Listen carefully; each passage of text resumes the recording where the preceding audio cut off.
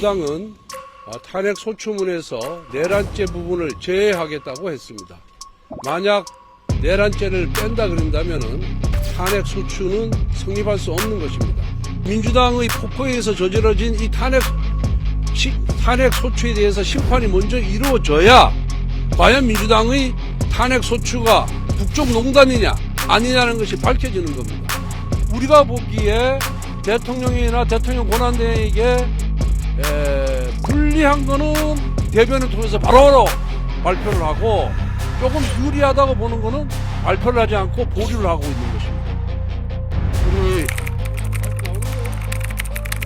우리 국민의힘 중진 의원들은 대한민국의 헌정 질서를 바로잡기 위해서 헌법재판소를 방문했습니다. 헌법재판소는 헌정 질서의 마지막 보루입니다. 헌재가 무너지면 헌법이 무너지고 대한민국이 무너지고 헌정 질서가 무너집니다. 그런데 대통령 탄핵 심판과 관련해서 민주당은 탄핵 소추문에서 내란죄 부분을 제외하겠다고 했습니다. 국회에서 통과된 탄핵 소추문을 보면은 첫 번째 문장에 내란 행위를 했다라는 표현이 나오고 내란이라는 말이 38번이나 나옵니다. 탄핵 소추문의 중요 사실에 변경이기 때문에 만약 내란죄를 뺀다 그런다면은 탄핵 소추는 성립할 수 없는 것입니다. 그래서 이 부분에 대해서 헌재는 각하를 해야 된다. 그리고 그 탄핵 소추문 변경을 허용하면 안 된다는 그런 의견을 전달을 했습니다. 두 번째, 대통령 탄핵 심판과 관련해서 지극히 편향적이고 불공정하고 편파적인 진행을 한다는 지적을 헌재에다가 했습니다. 다 아시다시피 헌법재판은 탄핵 심판은 형사소송법의 규정을 준용하게끔 되어 있습니다. 그러면은 형사재판의 예에 의해서 증인에 대해서도 철저히 증인 신청을 받아줘야 되고 또 증인 신문 과정에서 반대 신문권도 보장을 해야 됩니다. 그리고 여러분들 아시다시피 법원에서 형사재판을 할 때 보통 2주에 한 번, 빨라도 1주에 한 번 하는데 1주에 2번씩 재판 진행한다는 것은 헌재가 예단을 갖고 재판을 편파적으로 진행하고 있다고 보는 것이 우리 당 의원들의 의견입니다. 그래서 이런 부분도 지적을 했습니다. 그리고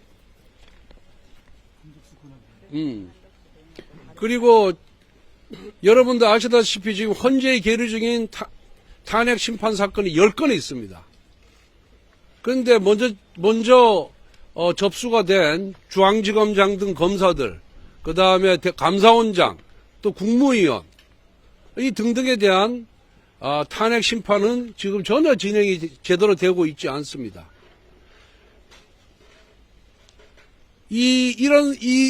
먼저 민주당의 폭포에 의해서 저질러진 이 탄핵 소추에 대해서 심판이 먼저 이루어져야 과연 민주당의 탄핵 소추가 국정농단이냐 아니냐는 것이 밝혀지는 겁니다. 그러면은 민주당이 제출한 탄핵 소추를 보면은 소추 사유가 불분명합니다. 소추 사유가 또 있지도 않습니다. 이런 부분에 대한 판단은 바로 할 수 있을 것이다. 헌재에서 8명의 헌법재판관 체제가 이제 완성이 된 만큼 여기에 대해서 언제 어떻게 헌법재판관을 진행할 건지 일정을 밝혀달라고 요구를 했습니다. 그리고 한덕수 권한대행에 대한 탄핵 소추는 의결 종소수가 151명이냐 200명이냐는 문제는 헌법재판관 8명이 모여서 한두 시간만 토론하면 결론이 날 수 있는 문제입니다. 그런데 한덕수 권한대행에 대한 탄핵 심판 일정을 제시하지 않고 있습니다. 이것도 헌재가 불공정하게 재판을 하는 것이다. 그렇게 해서 이 부분도 하루빨리 한덕수 권한대행을 비롯한 다른 국무위원들, 감사원장, 그리고 중앙지검장에 대한 탄핵 심판 일정을 공개적으로 밝혀달라고 요구를 했습니다.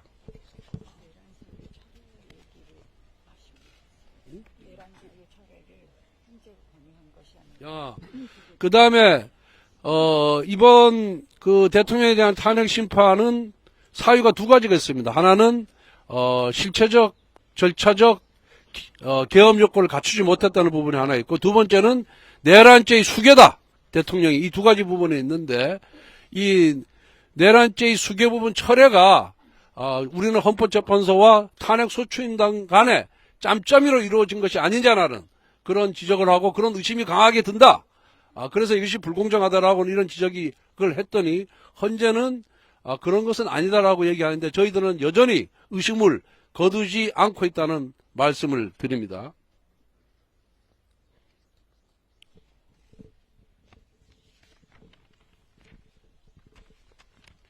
그리고 헌재가 얼마나 편파적으로 운영을 했는지에 대해서 말씀을 드리겠습니다. 대통령 탄핵 소추가 되니까 다른 사건을 우선해서 심리하겠다라고 대변인이 공개적으로 밝혔습니다. 그리고 대통령 권한대행이 국회에서 추천한 헌법재판관을 임명할 수 있다라고도 공개적으로 또 밝혔습니다. 또 최상목 대행이 국회에서 추천한 3명 중에 2명을 임명하고 1명을 임명하지 않자 누군가가 헌법소원을 제기했더니 이것도 우선 심리하겠다고 공개적으로 밝혔습니다. 그런데 권한대행에 대한 의결 종족수가 151명이냐 200명이냐 이 문제에 관해서는 헌법재판소에서 발간한 책자에도 대행도 대통령이 준해서 200명으로 해야 된다라는 명문이 있음에도 불구하고 여기에 대해서는 헌재 입장을 밝히지 않고 재판을 통해서 밝히겠다 이렇게 얘기했습니다. 그러니까 우리가 보기에 대통령이나 대통령 권한대행에게 불리한 거는 대변을 통해서 바로바로 발표를 하고 조금 유리하다고 보는 거는 발표를 하지 않고 보류를 하고 있는 것입니다. 그렇기 때문에 우리가 헌재가 공정하지 못하다, 불공정하다, 편파적이다 이렇게 주장하는 것이고 재판은 공정하게 진행돼야 하고 공정하게 보여야만 합니다. 그래야 국민 모두가 승복을 하는 것입니다. 그래서 대통령 탄핵도 중요하지만 대통령 권한대행에 대한 탄핵도 하루빨리 일정을 밝히고 대통령 탄핵에 앞서서 사안도 간단하고 또 쟁점도 별로 없기 때문에 여기에 대한 탄핵 심판이 우선적으로 이루어져야 된다는 것을 강조를 했고 헌법재판소장 권한대행과의 면담도 요청을 했는데 지금은 거부 상태에 있습니다. 다시 한번 공식적으로 면담을 요청을 하고 그리고 만약 우리의 이런 요구사항이 제대로 관철이 되지 않고 답변이 없을 경우에는 다시 헌재에 찾아와서 항의 방문할 계획이라는 말씀을 드립니다. 이상입니다.